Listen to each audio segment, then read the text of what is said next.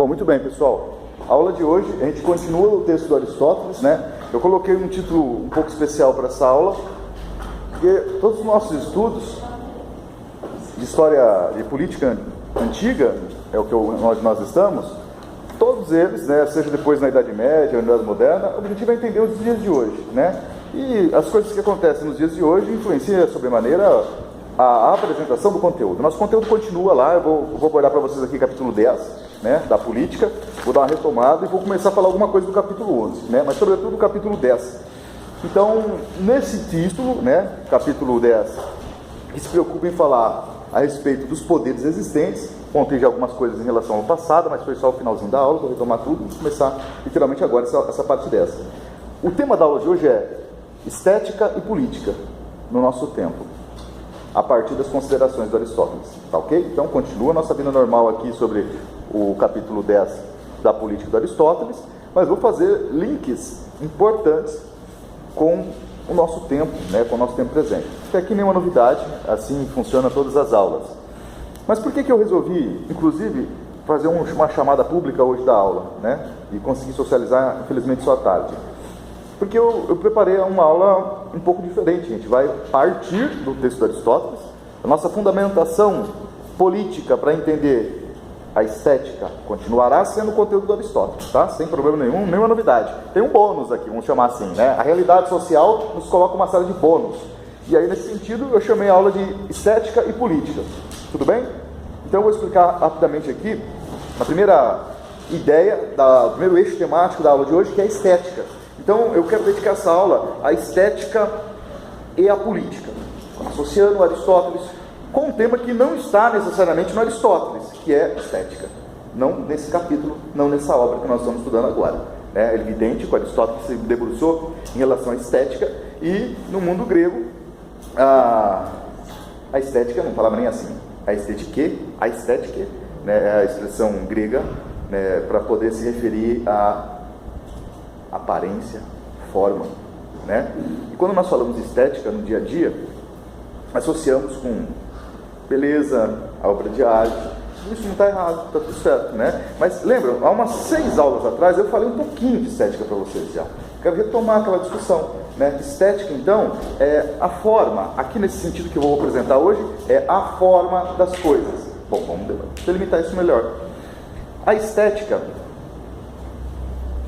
vem do grego, e nesse sentido do grego é uma palavra que se refere a experiências realizadas pelo mundo fenomênico. O que é isso? São experiências que acontecem no dia a dia, são experiências do cotidiano, do fenômeno, que são captadas pelos elementos sensoriais do corpo humano. Eu vejo uma coisa, eu sinto uma coisa, eu toco uma coisa, tudo bem? Então, os sentidos captam formas, os sentidos humanos captam aparências, captam as coisas da forma que as coisas nos aparecem. Então, estética e política.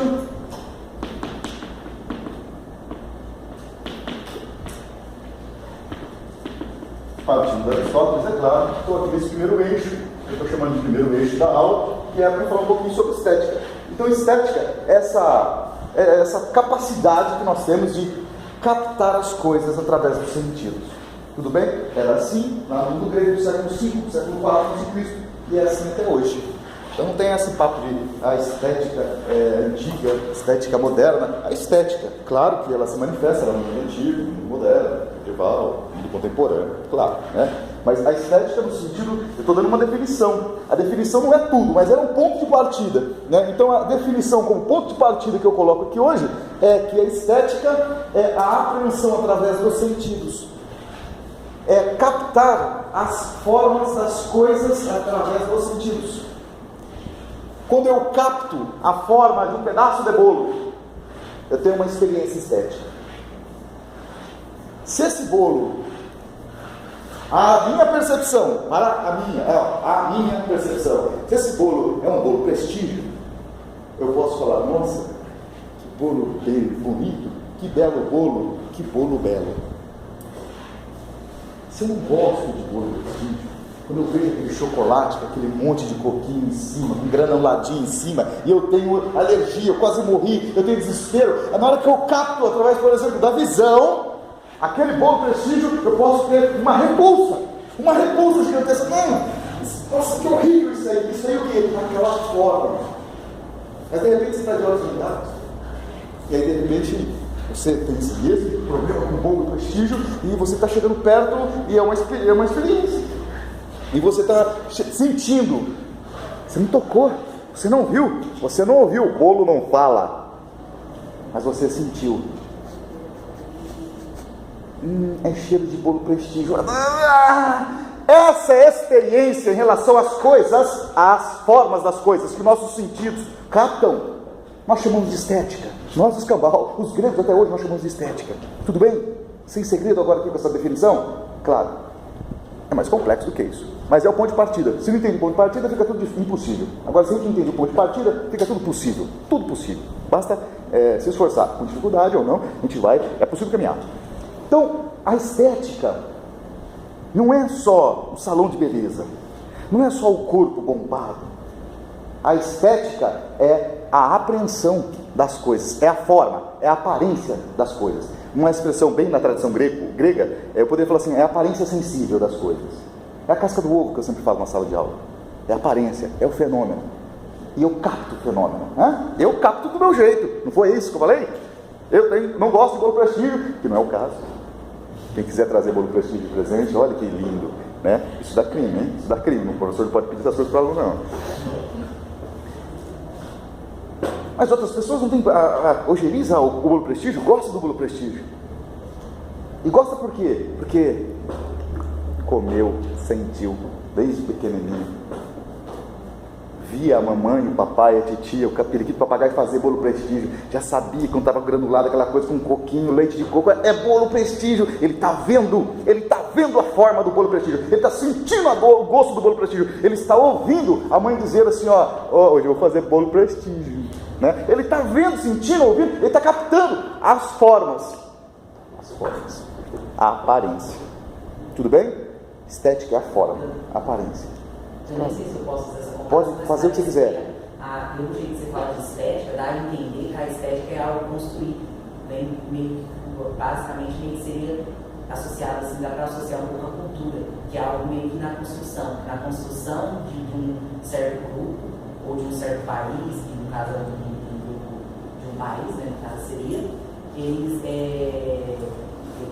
formulam uma estética do que seria, tipo, belo, mas assim, não um belo de beleza, um belo em contexto mais amplo. Exatamente, meu querido. Só que atenção, a palavra cultura vem do culto alemão, muito mais moderno, a gente está lá na Grécia Antiga, mais antigão, né? Mas é isso mesmo. Essa ideia de que então, se vocês captaram isso, que a estética, ela é construída. A estética é uma construção social. Aí, daqui a pouco eu venho para a política, tá? Isso fica mais complicado, mas vamos pegar os princípios elementares. Só disse, né? Até porque cada país tem uma estética diferente, né? Uma cultura diferente, outra língua. Exatamente. Exatamente. O que eu quero chamar a atenção é que, então, o indivíduo tem lá suas capacidades sensoriais, até hoje. Essas capacidades sensoriais nos habilitam, nos capacitam a captar as coisas. E a primeira captação das coisas é o fenômeno da coisa, é a forma, é a aparência. Tudo bem? Essa palavra a gente usa bastante. É a aparência das coisas. Eu olho para esta coisa aqui e a chamo de mesa, não é? Porque eu vejo uma mesa, capto uma mesa. Eu não olho aqui e vejo um aquário, vejo uma mesa. Tudo bem? Uma mesa sólida. Eu também nunca vi uma mesa molenga, mas tudo bem, né? Está dando para sacar? Eu capto. Eu sei que isso aqui é bastante vulgar, mas o vulgar tem o seu espaço propedêutico, ou seja, no começo das coisas. É importante, é muito importante isso. Então, nesse sentido, a estética, para quem chegou agora, é a forma, é a aparência. E nós temos capacidades sensíveis de captar as formas e as aparências. Agora vejam bem, você já sacou bem, vocês dois já sacaram bem. Queria que todos sacassem muito bem. Eu posso captar uma certa coisa, a forma, a aparência de uma certa coisa, de um jeito e você de outro. E eu já tentei dar esse exemplo aqui, quando eu falei daquele que gosta do bolo prestígio, e aquele que não gosta. Focalizei no não gostar, né? Mas eu sei que eu focalizei no não gostar, talvez, razoável afirmar que talvez a maioria nem concorde com não gostar de um bolo prestígio. Talvez a maioria dessa sala aqui ame, adore bolo prestígio, é com água na boca, as lombrigas estão tudo mexendo aí agora quando eu falo de bolo prestígio, né? Mas por que eu quis dar uma antitese, diferente, né? A antitese? Porque para algumas pessoas a forma é captada de uma outra maneira. A forma da coisa está lá. Lembra aquele debate da aula de história? O fato histórico está lá, né? Agora, as interpretações são variáveis sobre o fato, mas o fato está lá. A forma da coisa está lá. A coisa, a aparência de uma cadeira, de um bolo prestígio, de um monumento histórico, está lá. Agora, a minha experiência estética pode ser positiva ou negativa. Olha lá, eu posso ter uma experiência estética diante de alguma coisa e contemplar, se realizar, se identificar. Chamamos isso de catarse estética.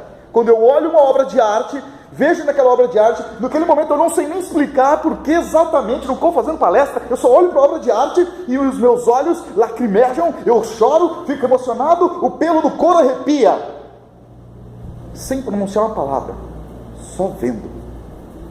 Isso é uma experiência estética, catártica no caso, em que não há repulsa, em que você se identifica com a obra de arte. Deu melhorada agora, né? Mas é a mesma coisa que eu expliquei que teoricamente vale para o bolo prestígio. A experiência estética não é só catártica, né? A experiência estética não pode ser de repulsa. Eu olho para uma obra de arte e não me identifico, não me realizo nela, não me curto, não me faz bem e me dá asco, a palavra é esta, asco, aquela coisa do tipo, isso é uma experiência estética? Sim, é também. Não é catártica, mas é uma experiência estética. A nossa vida é composta constantemente por experiências estéticas. Constantemente. A questão é que o conceito de estética, assim como o conceito de política, anda extremamente vulgarizado. Vulgarizado, digo, explico. Bastante banalizado. A política é essa coisa aí. Não é, imagina, a gente está estudando isso no começo do ano aqui, de forma séria política. A estética também se encontra banalizada. Boa noite. A estética, tem uma estética bacana esse negócio aí. Não, tá mais bacana. E que mais? São conceitos extremamente importantes. Tanto política quanto estética são conceitos gregos. E que hoje nós usamos de forma vulgarizada ou não. No cotidiano aparece de forma bem banalizada. No curso de História, uma certa vez, eu estava dando aula de história, teoria da história, como estou dando para vocês aqui, e o tema da aula era Estética na Idade Média. E aí, na sala da frente, do quarto ano de História, na sala da frente, tinha um curso técnico de esteticista. O curso técnico de estética chamava mesmo. A galera toda, o professor lá faltou, a galera toda entrou na sala de aula de História, achando que a gente ia falar de um outro tipo de manifestação da estética. E foi muito bacana, né? Porque eu acho que eles curtiram. Um grande número lá curtiu, participou da aula. E tiveram acesso a um debate diferente da estética, que não é o vulgarizado, meramente mercadológico. Entenderam essa crítica? Eu fiz curso de estética. Nossa, eu sou burro. Não, por favor, nada a ver. É que a estética no sentido de ligação ao belo tem tudo a ver, está certo, não está errado. A questão é que no curso de estética, no caso lá que eu estou citando, não se estudava estética necessariamente. Tinha um conceito de estética banalizado para falar sobre a beleza. Tem a ver? Claro que tem a ver, mas ninguém estuda isso lá, né? Aqui estou propondo falar da estética que tem a ver com essa estética do salão de beleza, a estética da academia, mas não é só isso, não se esgota lá, pelo amor de Marx, de jeito algum. né? A estética aqui é um conceito importantíssimo que faz referência à capacidade de nós captarmos as formas das coisas, as aparências das coisas. E não é só em relação ao belo, no sentido corpóreo, fisiológico, da vestimenta. É em relação à política, em relação à arte, é em relação ao amor, é em relação aos sentimentos. Como é que eu capto a estética do amor? Porque até então eu estou meio tangenciando a coisa, né? Tangibilizando, ou seja, são coisas tocáveis. E quando as coisas são abstratas, como por exemplo, qual é a estética da política? Eu não vejo política. Me dá 2 quilos de política, 3 metros de política, não tem como pedir isso. Me dá 5 toneladas de amor. Oh, aí tá romântico, hein? Sei lá, o miserável, né? Me dá 200 gramas de paixão. Isso tem estética. E como é que eu capto essa estética? Capto, e quero dizer mais uma vez, não só capto, mas quero dizer também, né, de forma didática, que temos experiências estéticas múltiplas, todos os dias. Agora, quando nós conhecemos a estética, temos um princípio de compreensão do que é a estética na sua trajetória. Não é minha tarefa aqui fazer a trajetória da estética, é trazer a ligação do debate estética e política, né? Mas considerando que a estética não é só essa coisa banalizada,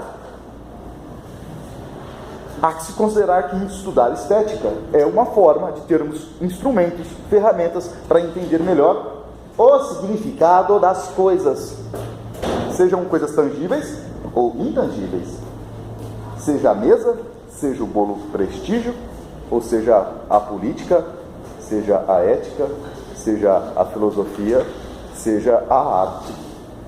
Então a melhor estética da política, no caso, seria a protagonismo.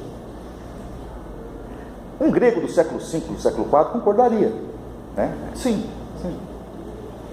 Mas hoje já não é muito bem mais a eudaimonia, mas pode ser. O que eu quero chamar a atenção é para um elemento do indivíduo aqui agora, um elemento particular, que é você que determina o que, é você, a experiência estética é só tua, tudo bem? Só tua. De mais ninguém? Não posso falar isso de mais ninguém.